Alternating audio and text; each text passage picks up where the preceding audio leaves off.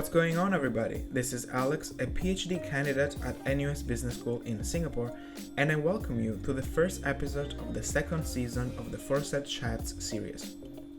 In the first season of this series, I have interviewed leading figures in the field of futures and foresight, and I've asked them about their views about the field and about the futures in general. With this episode, I am inaugurating a new series of chats not only with guests from within the field of futures and foresight, but also with leading scholars and practitioners who are not necessarily from the field of futures and foresight, but who have an expertise with disciplines that are relevant to the investigation of the futures ahead of us. I truly hope that these conversations will not only inform the field of futures and foresight with fresh new insights, but also that they will encourage more dialogue between futures and foresight and other fields of study. So I am inaugurating this series of chats with an expert in Confucianism, Yongchan Rou.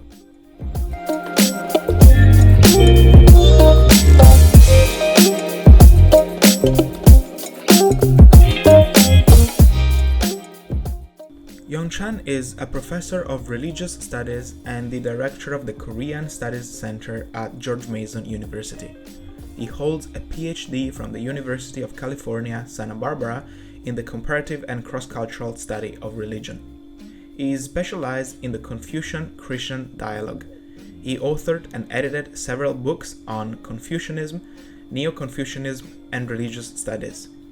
He is a recipient of the Yul Gok Scholarly Award in 2004, a prestigious academic award in Confucian studies in Korea. I am beyond happy to have had the privilege of this conversation with Yongchan because, although Confucianism might at first seem unrelated with futures and foresight, it actually provides tremendous insights when we investigate images of the future. In fact, Confucianism is a rationalist and humanist Eastern philosophy. Please allow me to stick with the term philosophy and not religion because whether Confucianism is a religion is still a highly debated issue because it doesn't have any priesthood or institution. As a philosophy, Confucianism is based on human conduct. It brings attention away from the supernatural or metaphysical, and it zeroes in on human society, specifically on how to behave with ourselves and with others, and also on the order of the state. This is crucial for anyone who is doing futures and foresight work, especially governmental foresight, because Confucianism provides a very different image of the future compared to the many policy-driven visions which we often prioritize in futures and foresight, in the social sciences in general, and in public debates. The conversation I had with Yongchan largely reflects these concerns. In the following conversation, we talk about the ideal society according to Confucianism, about the 5 cardinal relationships of Confucianism, and how they can inform and in fact be reinterpreted for human societies today, about how to counter the claim that Confucianism supports degenerating hierarchies, and about how to conciliate such an apparently present-focused philosophy with its views about the future. I hope you like the conversation. Hi, Yongchan. It is such a pleasure to talk to you. Welcome to the 4Sight Chat. Oh, thank you for having me on, and I'll be happy to talk with you. And I thoroughly enjoy discussing the Confucian traditions and any other related issues with you. Likewise, Yongchan, thanks. So I'm very grateful because, as I mentioned to you before, I got to know you thanks to an article I read on The Economist. And by the way, for the audience, I'm gonna paste that article down in the description box below. And in that article, I was surprised that your view of Confucianism is very tangible and very much connected to the concrete problems we're facing today. So I thought, oh, this is very interesting. And as a fan of Confucianism for a very long time, I thought it's now about time to connect the dots and sort of trying to find a way to align the study of Confucianism with my field, which is the study of the futures. So in this series of chats, I have interviewed people with an expertise in the futures, and you are the first who has an expertise in something else, but with something that I believe is of great interest to the study of the future. So that's why I'm happy to have this conversation, because I hope you will be the first of many scholars I will interview that have something to say about the future without necessarily being an expert in the field of futures and foresight. So in the following conversation, I hope to be able to ask you about the view of Confucian thought regarding the future, and apologies in advance if I will have to connect sometimes your line of thought to the field of futures and foresight for the audience to make it more fluent. So let me start by a very simple question, and that is, Confucianism strives to create a better society, right? It includes a future vision in and of itself. So what is the ideal society according to Confucianism? And you can take this question wherever you want. I mean, you can talk about Neo-Confucianism or traditional Confucianism or different views within Confucianism about this question. Oh, well, thank you for the question. Now, your question can be divided in two parts. One is about the future, and the other one is Confucianism. And then the third part is how these two issues can be related.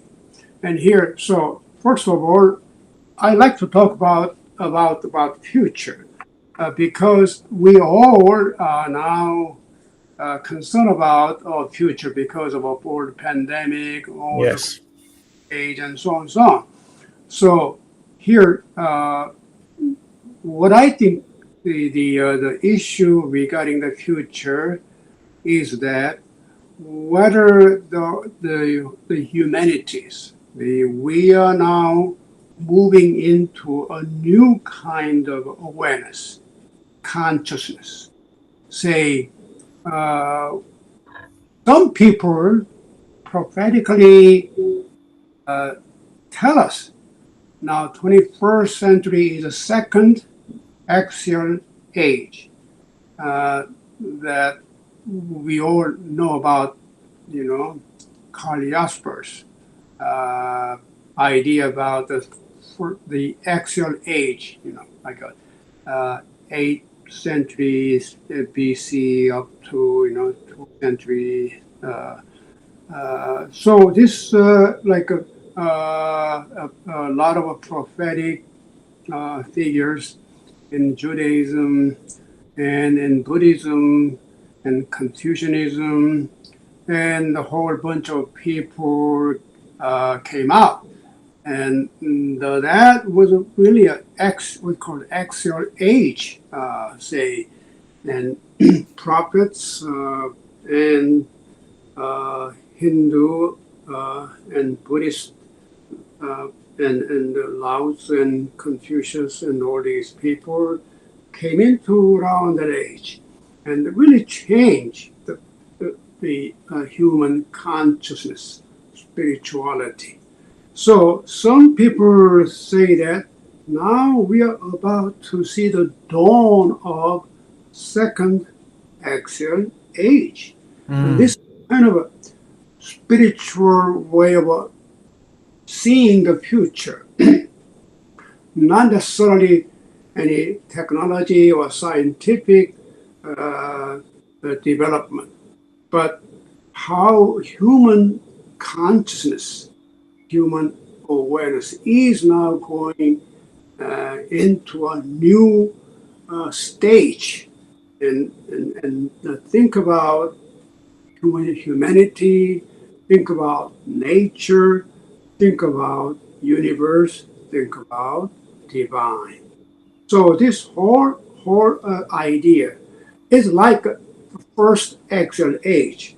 There's all the brilliant, bright, prophetic and wise, prophetic people, and also wise people and spiritual leaders, and all these appeared here and there, east and west.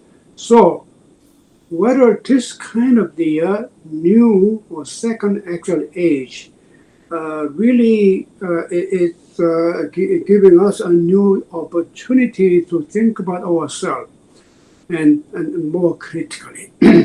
Say, because of the fact that, number one, that already we now have experience about this pandemic issues.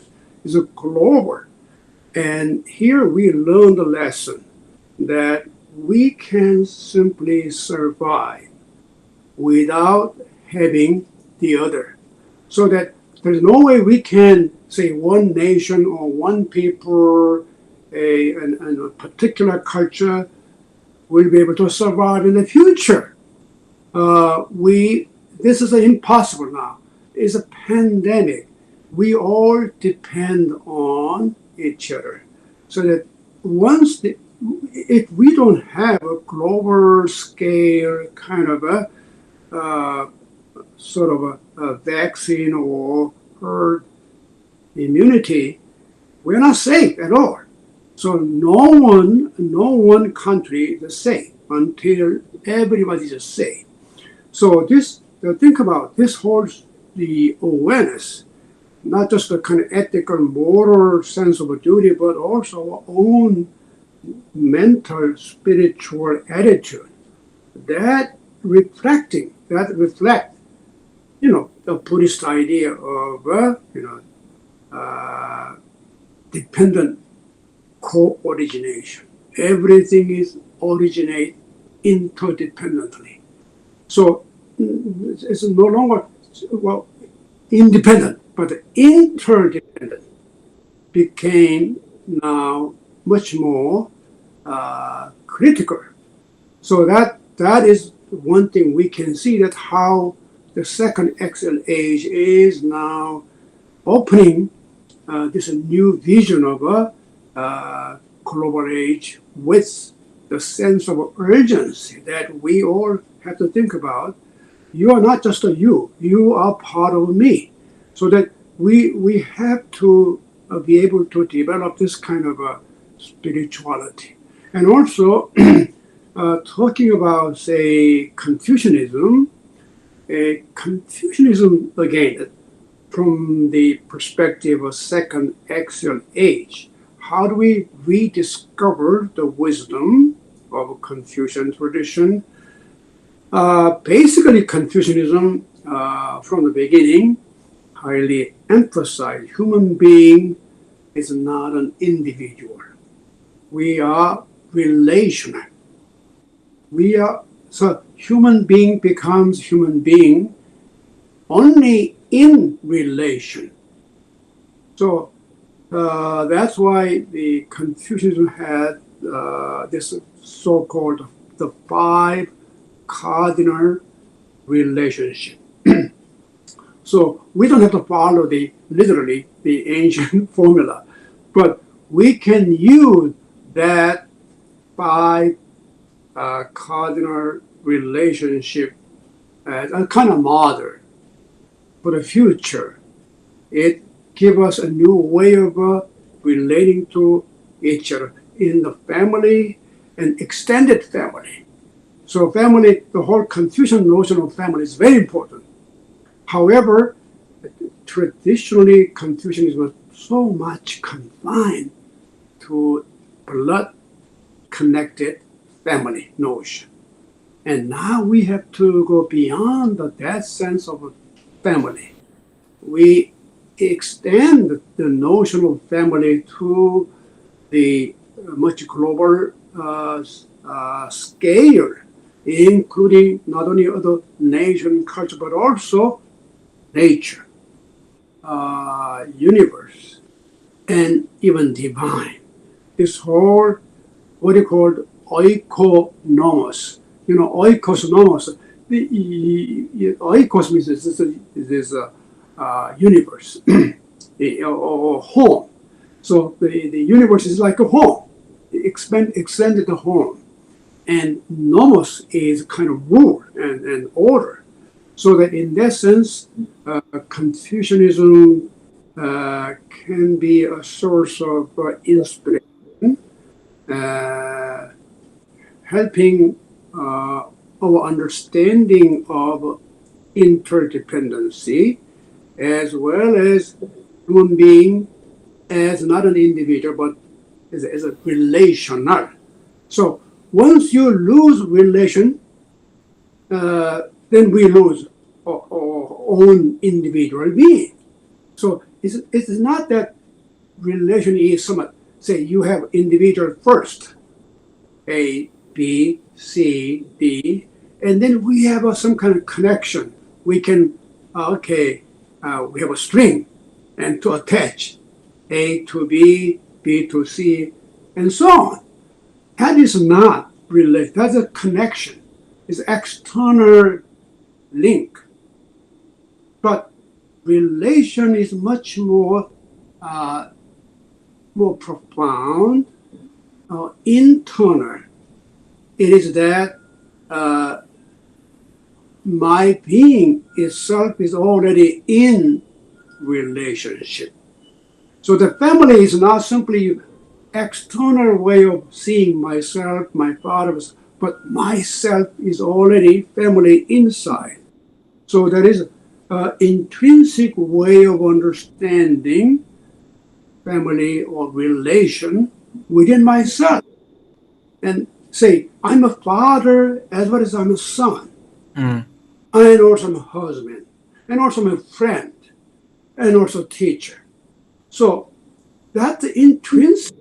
When I think about myself, I cannot simply think myself without having to do with all these relations. Oh, go to the deep mountain and sitting there all day just think about myself? No. The Confucian way of thinking, humanity is deeply, it's kind of spiritual in a sense that we embrace, we are already connected. So one individual being like me is already, I am in relationship. So that really makes what me as a human being. So that in that sense, so there is certain kind of awakening. Think about the future. The Confucian only accuse, hey, you are talking about always a society, family, but not really concerned about nature. Like a Taoism. Well, now I think the Confucian, some Neo-Confucianism, or even what called a third wave Confucianism, deeply concerned about spirituality beyond simply humanity. So new humanity, they call it new humanity. It's not necessarily humanity in the exclusive sense of humanity, but more inclusive sense of humanity, including nature, including the divine. It's quite a departure, some of the kind of radical departure from the past, thinking about human being, not just a human in a purely anthropocentric sense of human being, but it's to become human, you have to be in relationship with nature. So it's an interconnectedness, a feeling of interconnectedness we develop with each other and with the larger environment. Am I right? And I like how you connect this latent and emerging needs of interconnectedness that is emerging all over the globe with this ancient philosophy, which was indeed based on interconnectedness.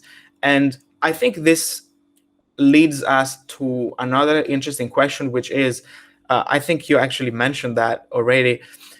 Originally, Confucianism was about thinking about the appropriateness of our relations to each other according to the 5 cardinal relationships. But we want to reinterpret those relationships as well in light of a new world, because the word we have now is very different from the word that was there when Confucianism was first formulated. So why don't we go back for a second to these 5 cardinal relationships in the original formulation, right? Just for the audience to be brushed up a second, and that is son to father, right? And then we have woman to man, and older brother to younger brother, if I'm correct, right? And then we have the vassal to king, and that's 4. And what is the 5th? I can't remember. So let's look into that. And also, how do you think we should reinterpret those relationships because of a changing world? All right. Okay. First of all, the 5 relationships appeared in Mencius, and but what I'm trying to is reinterpret this whole.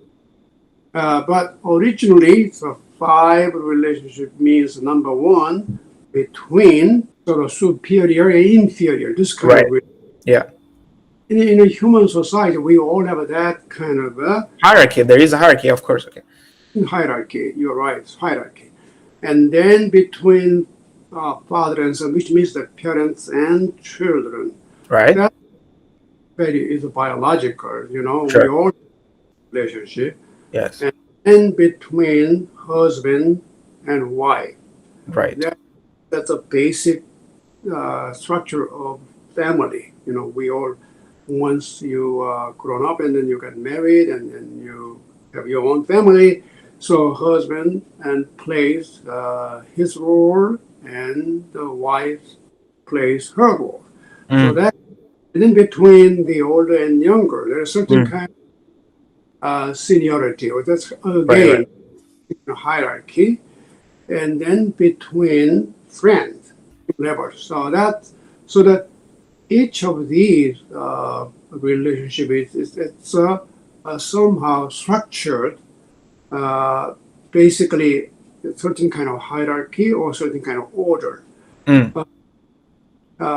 Now, when it comes to husband and wife, the traditional understanding was husband is somewhat superior, yes, and the inferior, so that wife must follow husband, and that they understood the relationship. But the original formula doesn't have that kind of idea, because between husband and wife, there must be a proper attention to the difference of the role of husband and wife.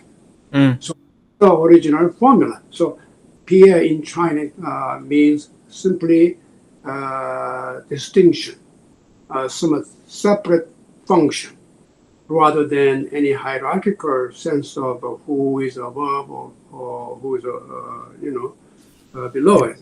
So so basically, we see that here are two patterns here. Human society, from the ancient Confucianism, human society is basically structured in certain hierarchy. That's something we cannot avoid, either biologically or socially. We live in a certain kind of a structured society. We can't simply abolish all these. And then second issue is that then what can be the nature of that relationship? Whether hierarchical or not, still we have a certain characteristics that defines that relationship. For example, say between the ruler and subordinate, or superior or inferior, there must be justice, not loyalty, not obedience, but justice. That is very striking idea between the superior and inferior, the ruler and his subordinate. The best idea of the nature of relationship must be justice. because justice is based on mutual consideration. It's not one-way traffic, but it's a fairness. Justice is based on the Confucianism highly emphasized, we call it reciprocity, mutual consideration. So that is the nature, defining nature of the relationship between superior and inferior. You can see the same thing happen between the father and son. Say, what is the defining, word between the father and son, or the parent and children? It is not obedience. It's not just respect. It means affection, closeness. Qian, it's a closeness, emotionally or physically, whatever. It's a certain sense of affection. That's a good word. It's a mutual affection. So that is the foundation. If we lose that affection, you don't have anything to do with father, son, daughter, mother, because we must maintain whatever. We may sometimes disagree, of course. We may sometimes, fight, but maintain that mutual affection. That is fundamental. That's the very nature of, this even hierarchical sense of a father and son. Although the structure is hierarchical. Yes. But the nature of regime is mutual. and also between the old and younger brother, structure is hierarchical. Yeah. Yet still there must be a certain kind of sense of respect and order. And between friend, trust is also mutual. So that if we see that the original formula of 5 cardinal relationship is all formally hierarchical, but intrinsic nature is already mutual and reciprocal. That is a very nature. It's a really fascinating aspect. Yeah. And we can extend that whole idea to even beyond the family and to the humanity. Yeah. Even one neo-Confucian scholar, Zhang Zhai, said, who are my family? Beyond my family is the people in 4 seas in all of the world. They are my family, my brothers and my sisters, and the heaven is my father, the earth is my mother. So that is a good example of seeing how this idea of family becomes much more cosmic level of the expansion and thinking about in the universe, heaven and earth, and all humanity, we belong to each other. Let me pull the strings here, because I think what you said is of extreme value, and it might be overlooked if we don't emphasize what you said, because what you say is that there are criteria to look at the appropriateness of relationship at the micro level. And I think this is striking, because a lot of what has been said in the public discourse recently is about policy changes at the macro level. So I want to just emphasize that difference, because I think that the real value of this philosophy is really in the refocus, right? Zooming in on, again, the importance of some basic yet foundational criteria of appropriateness of relationships at the very micro level between individuals. So it's really about how we feel the relationship. And I think this connects back to the tendency of Eastern philosophies to explain how we experience things rather than analytically deconstructing things, which is something we do in the West, right? So maybe that is the reason why. But yeah, I just want to emphasize that it's so valuable, right, to refocus back on how do we feel between each other, regardless of all these sweeping policy concerns that seem to be announced to solve problems, but in reality, they might overlook, right, the dynamics of interpersonal relationships. So it's really valuable. Now, it also brings me to one rather sensitive issues, which is the issue of hierarchies, because undeniably hierarchies are there for a reason. There is evidence showing that hierarchies are there in the animal world, not just in the human world. So there is a justification of hierarchies, and I am particularly reminded of the work by Jordan Peterson on that.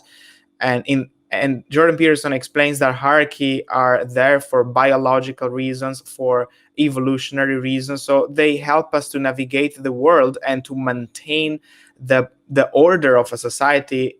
Without hierarchies, there would be a mess, right?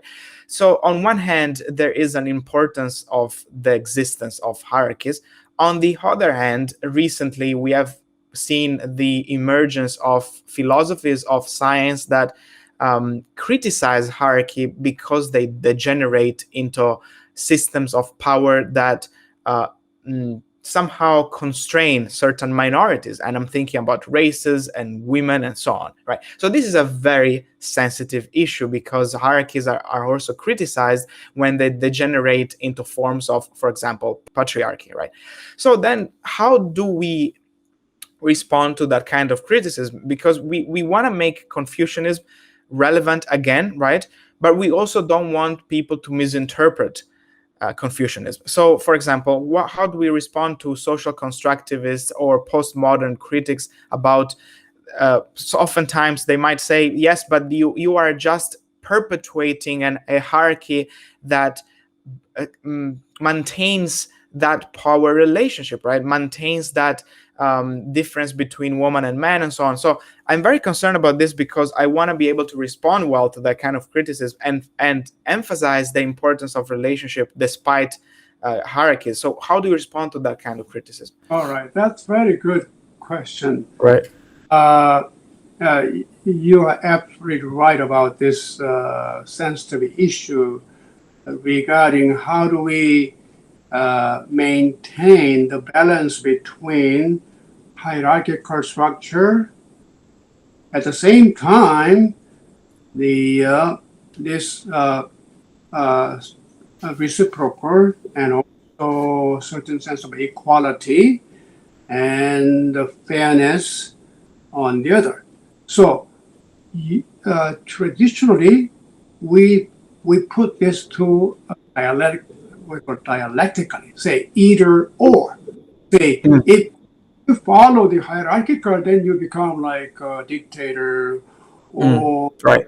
Just authoritarian kind of government. If you follow the other side, you're a democratic society, equality, and so on. So here, what I think for the future of society, future of humanity, I think we still need both. Because here, look at this. Say, Karl Marx and Marxism or communism thought that, hey, we have to abolish all these hierarchies. This is nonsense.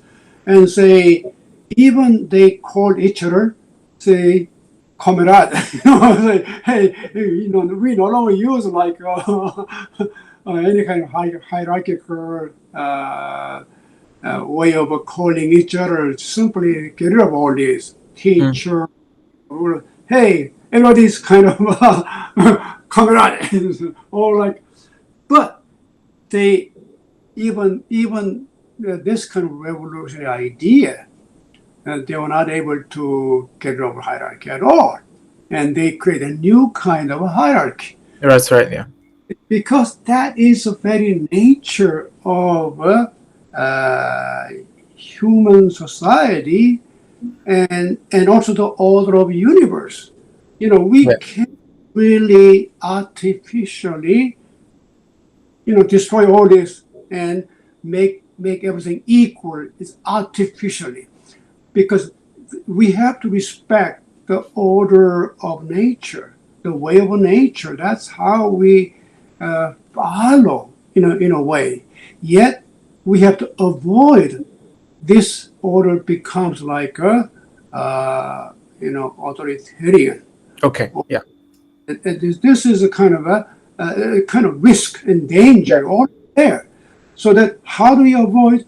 We have to use, reciprocity, mutual consideration, so that we have to really maintain these two aspects, because first of all, I think that we have to really understand the very nature of things, human beings, and universe. Simply the hierarchy, we have to accept the way of nature. And yet we should not make it as an excuse to, say, to become more exclusive or discriminatory and all these evil aspects of what we experience in this society now. So that's something we have to really concerned about, and we have to reinterpret this whole idea. And much the Confucius, for example, entire analect his own, the collection of sayings, and after all, he said, just remember just one thing. And I have taught a lot of things. Just one single word, that is reciprocity. So that is the something what we have to really keep in mind. That is really, really spot on. I think when we receive that criticism, right, focus back on and just make sure to bring back the attention to the fact that, yes, we have hierarchies. Yes, there is a risk that they degenerate, but we are conscious about it because we base hierarchies on reciprocity. It's a disposition. It's not a rule. It's not based on obedience. It's not imposed upon us, but it is within us. The reciprocity is a disposition within us to make this hierarchy work in a just manner. So I think this is also nice because it counters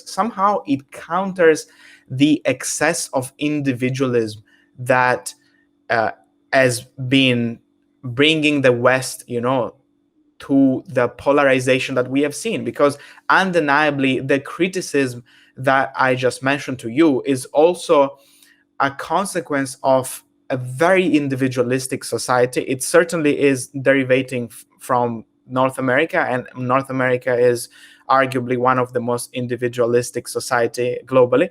And because of that individualism, which is brought to the extreme, then we have criticism saying, hey, yes, but you are so individualistic and you are completely overlooking minorities, and you're overlooking certain classes of the society that are overpowered and the underdogs. So if we bring back the focus on reciprocity, we're basically saying absolutely we shouldn't be doing that. The focus is not on how individuals should behave, but how individuals should behave with each other. Like it's more like empathy is there all the time.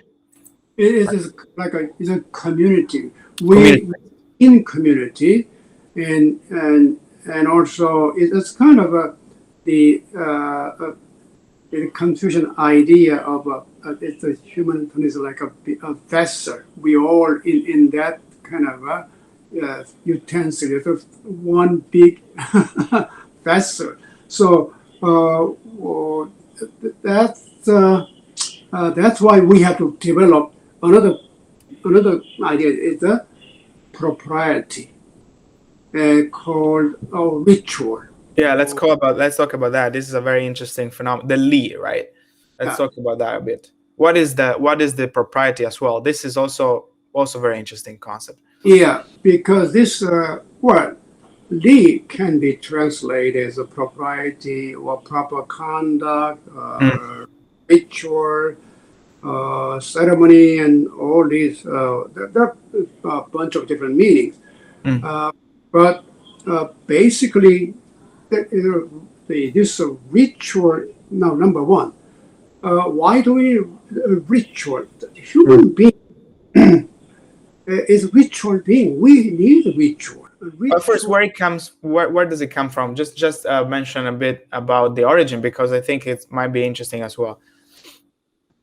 The is a confusion. Say in the analect, there Right. are main pillars. One is a humanity, Mm-hmm. one. The other one is a propriety, Mm. Li. So Li, and even some scholars emphasize that Li is even more uh, uh, the profound than Run. Or there's some kind of a controversy. But anyhow, Mm. Li is simply we have. This is also quite a unfortunately is distorted and throughout the generation in the Confucian culture because all formality, ritual, in the Confucian society, everything is ritualized. Mm. It's Mm. sometimes it's really headache, all these ancestor worship The and all ceremonies, right? Everything. That's these the original. Yeah. readings and within the family and the way how we speak to our elders, all governed by ritual. And when I grew up, I hate it. It's just a headache, all this.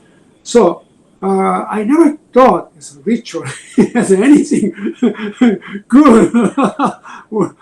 But now we think about this whole idea uh, because ritual is the kind of the basic element being a human in the community, in family. Well, even prior to any like institution or legal, any kind of system or whatever, but propriety is intrinsically human realization. We all born with this kind of a conduct.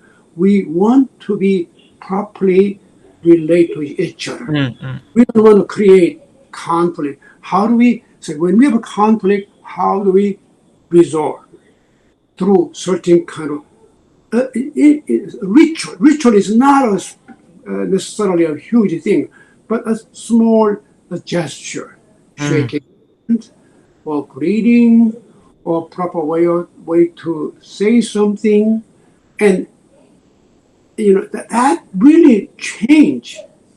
Even if I say a few words to each other, sometimes that really change the other party as well as myself.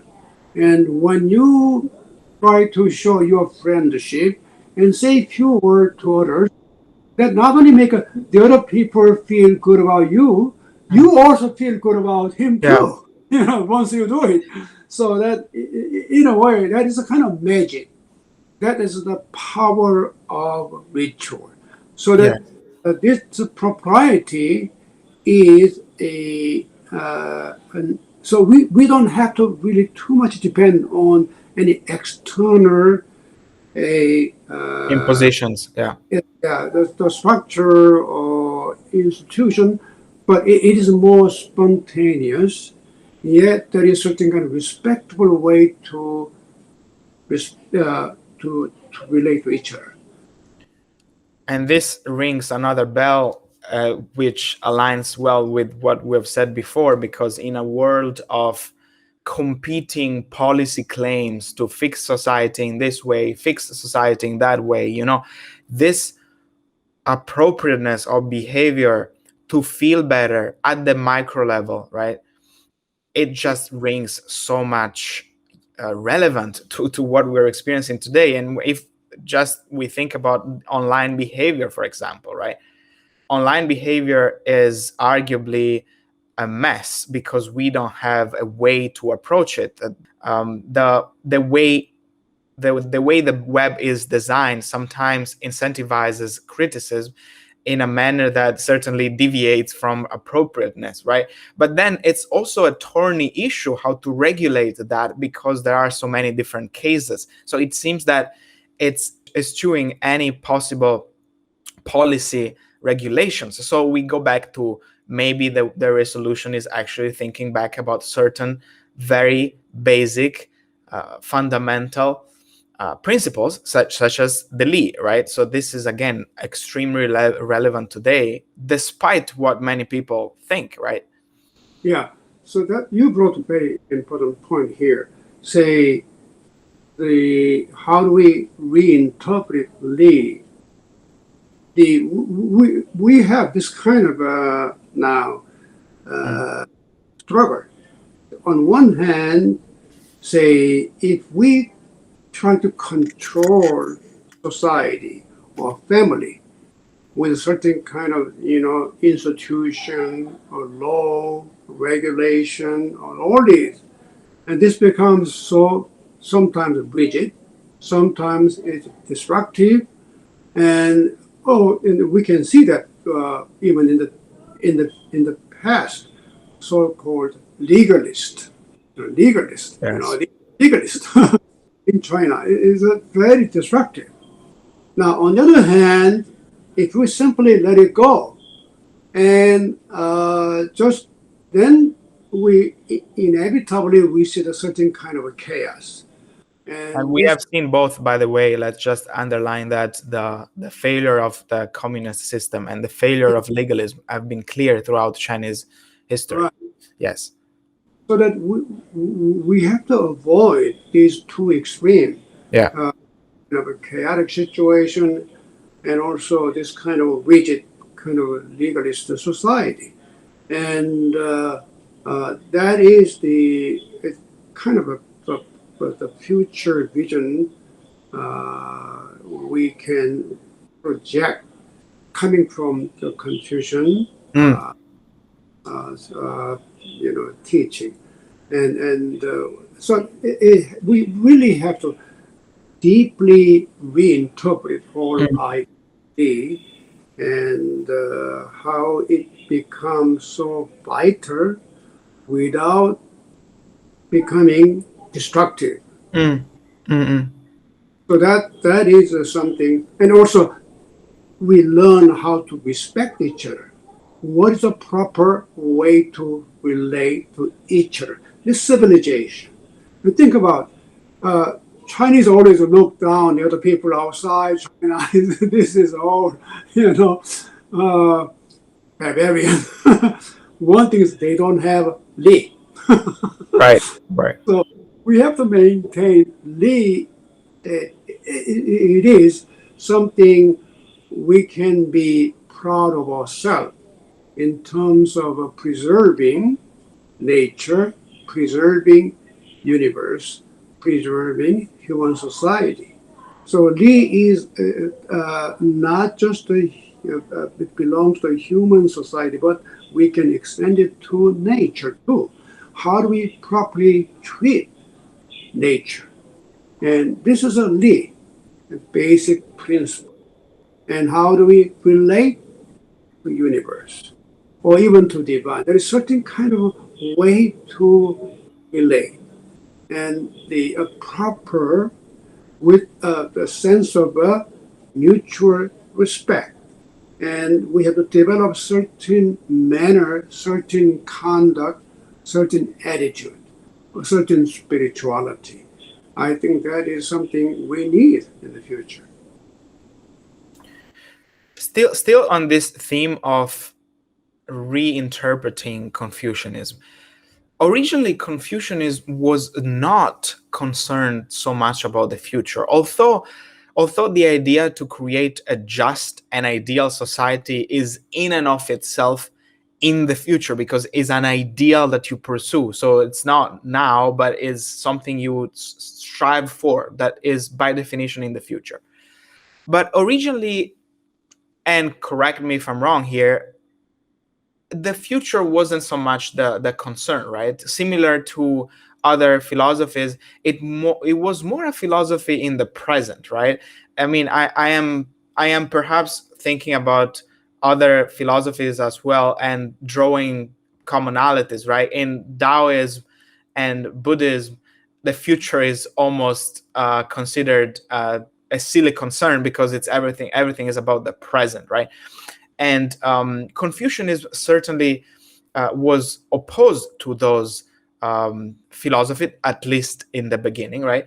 But yet, the future wasn't really a concern. What is your view on this? Is it true that the concern was more on the present, and so that we have to reinterpret it, or at least emphasize that it is something that we should build, or else? What's your views? Oh, that's a great question. That's a really vital issue. Mm. All right, let me give you some basic idea about the Confucian view of time, Yeah. our view of history. Say, compared to like Christianity or Buddhism or Hinduism, Confucian, as you said, does not have a clear kind of a sense of a future. Mm. For example, say the every religion have some sense of knowing, or at least pretend to know about what's going to happen in the future. Say when I die, what Right. the life after that. But that's more like, yeah, life after death is not really something on earth, right? It's not the image or vision of the future on earth. It's more like a mythological after death vision. Yeah. Yeah. Even the future. So, but not only that, but also in terms of some kind of historical sense of future. Because, Okay. for example, the Western philosophy has a lot of the discussion about how history is moving along. Say, for example, the Christianity early on has certain sense of what you call eschatology. Yes. The whole idea of the end of history. And the history is moving toward a certain direction as God somewhat designed. So the history is not simply, the accident just happening here and there, but has certain kind of design, is moving along in certain kind of directions. And Karl Marx, for example, based on Hegelian philosophy, say there's a dialectical sense of the process of moving along. So now, say, Karl Marx is a good example. Say, well, now we go through all this kind of class struggle. And at some point, the history will go into a classless society, utopia, and so on. At the end of history. So they all kind of, that the very strong kind of the Western philosophy is definitely very strong in the sense of the time and the history. Yeah. But Confucianism here say, what is your idea? And Confucius has no idea. So they say, well, he was asked about, hey, teacher, you taught us a lot of different things, but how come you never talked about life and the life after death and so on?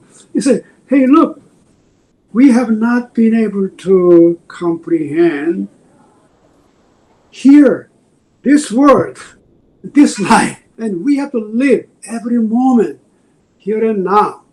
That doesn't mean that we don't really have any sense of what we, where we're going.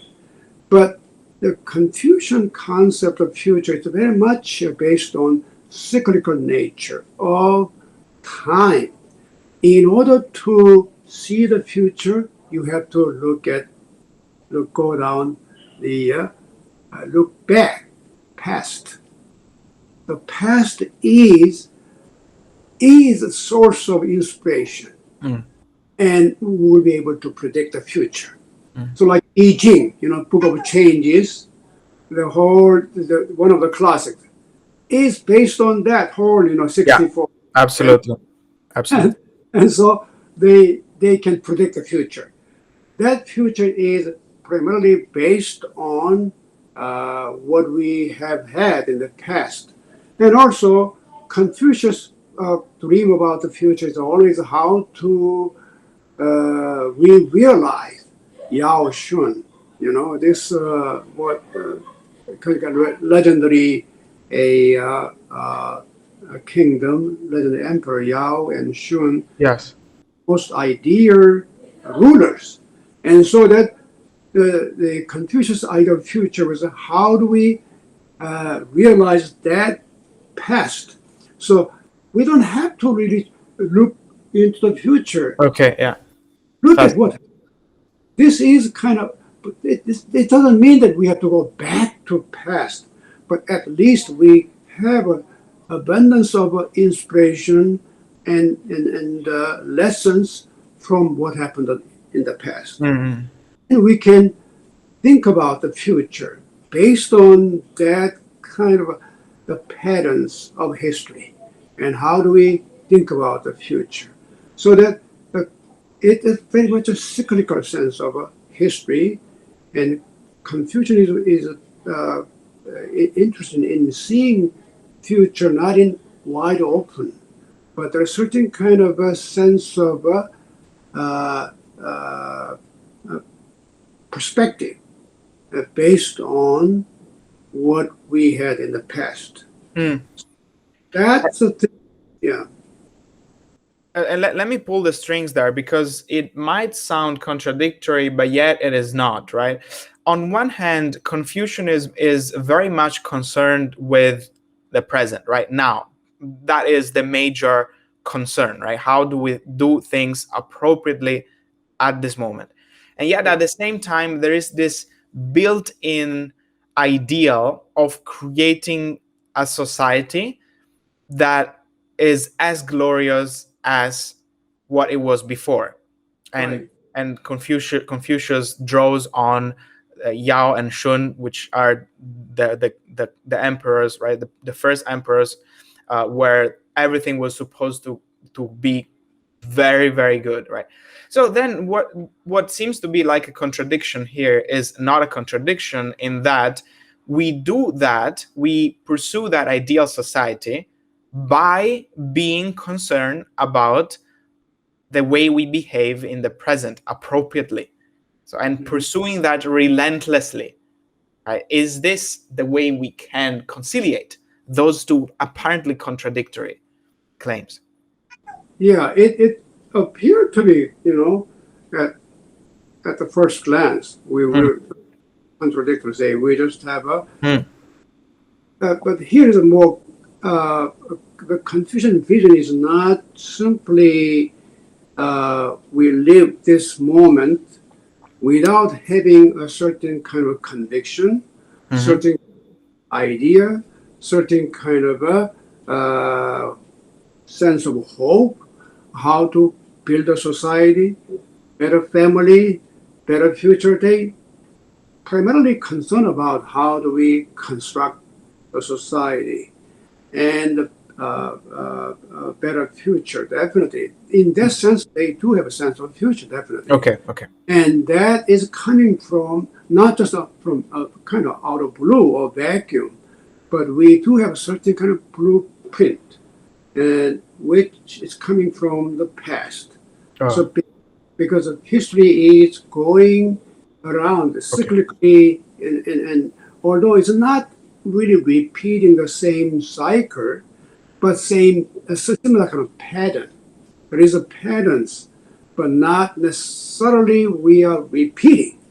Yet we cannot simply go out and simply in chaos, everything is happening, but there is certain patterns of history. So that's what Confucius predicting the future.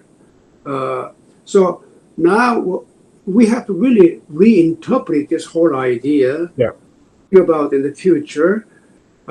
Say, how do we reconstruct, or say, for example, now homosexuality.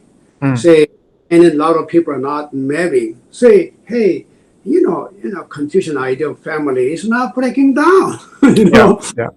So how do we maintain that idea? And yet, say, we can't simply condemn all this what's happening now. So we have to embrace certain sense of pluralism and diversity. We have to accept all these different cultural and social and the patterns. And here, Confucian teaching has to be more sort of reinstate in a sense that we have to put this in the perspective. Yes. And think that, yes, this is a community. Still, we cannot simply live without community.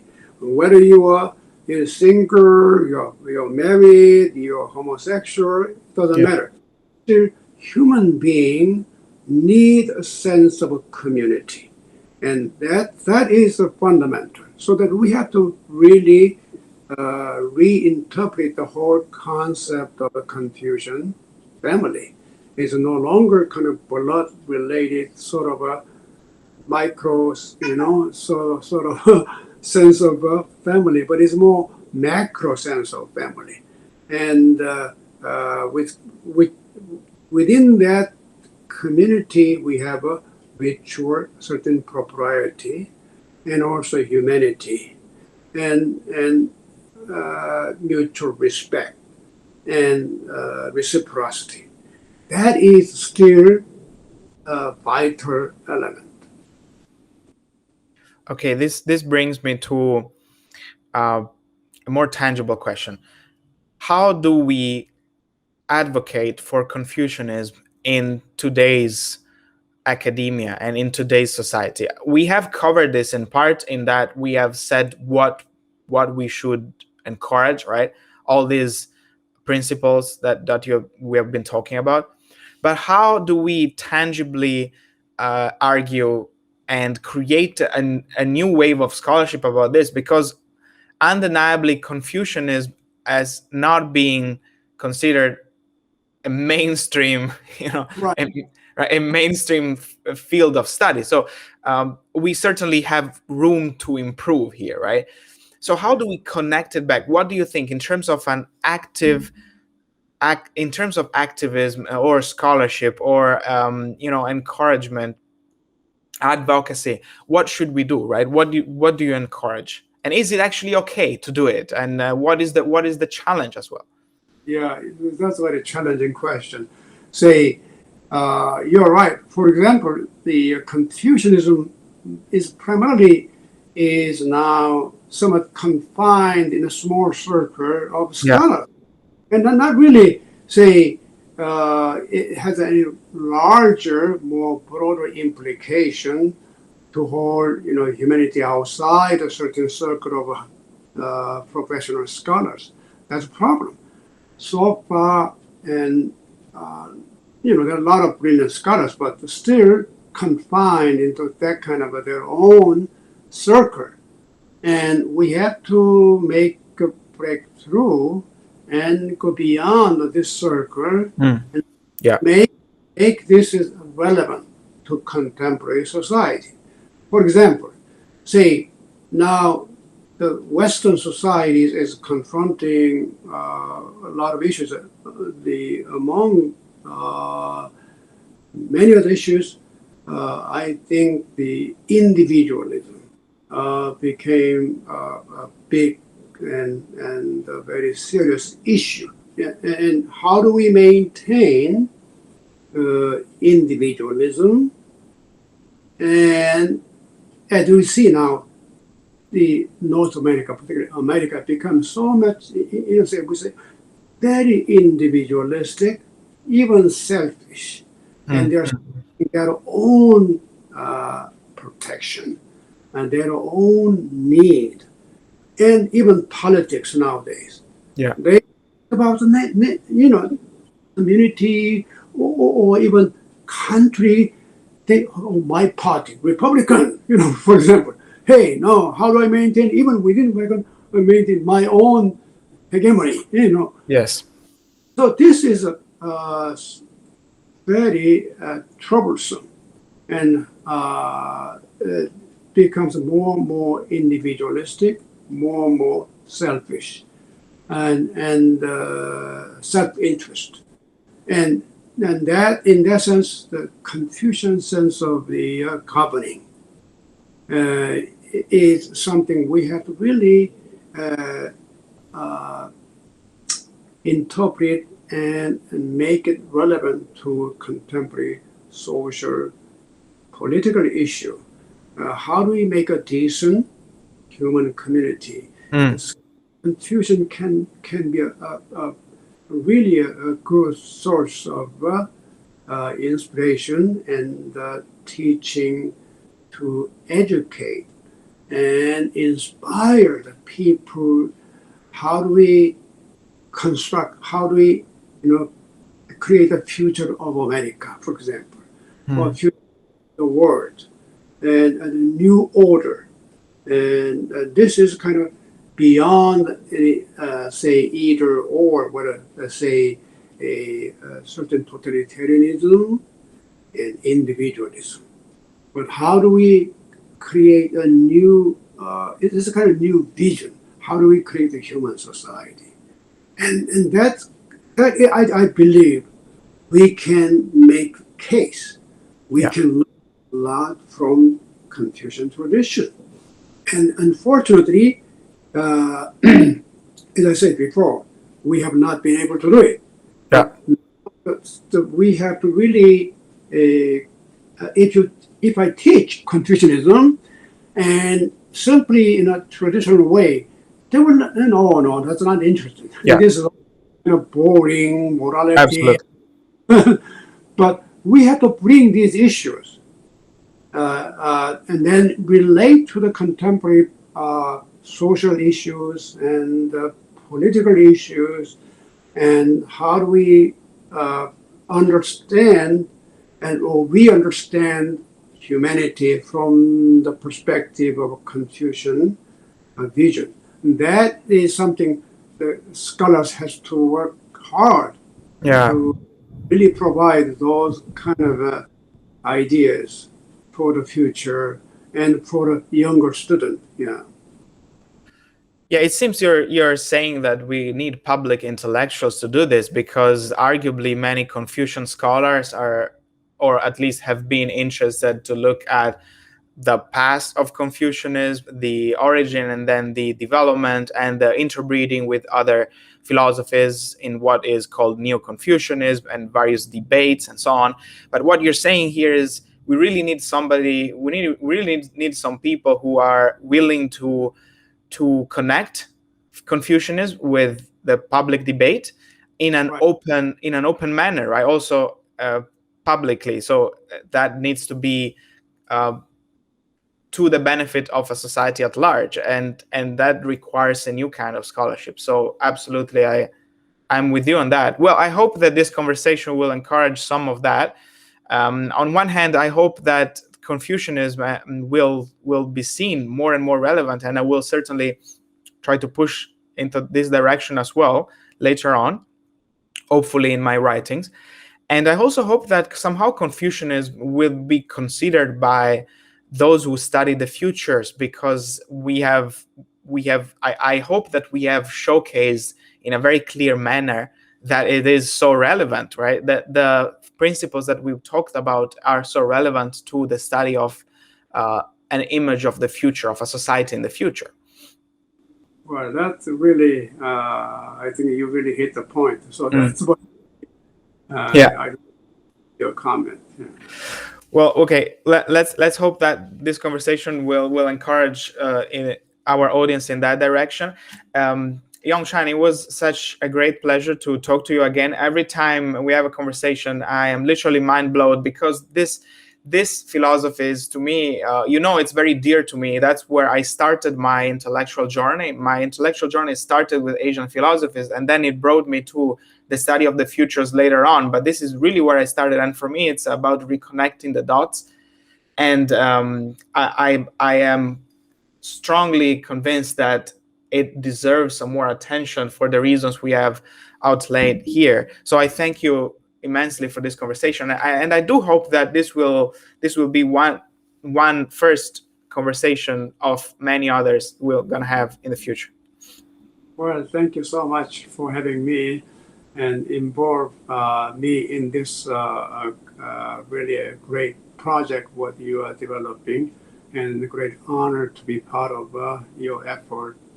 And I really appreciate giving me that opportunity. Thank you so much.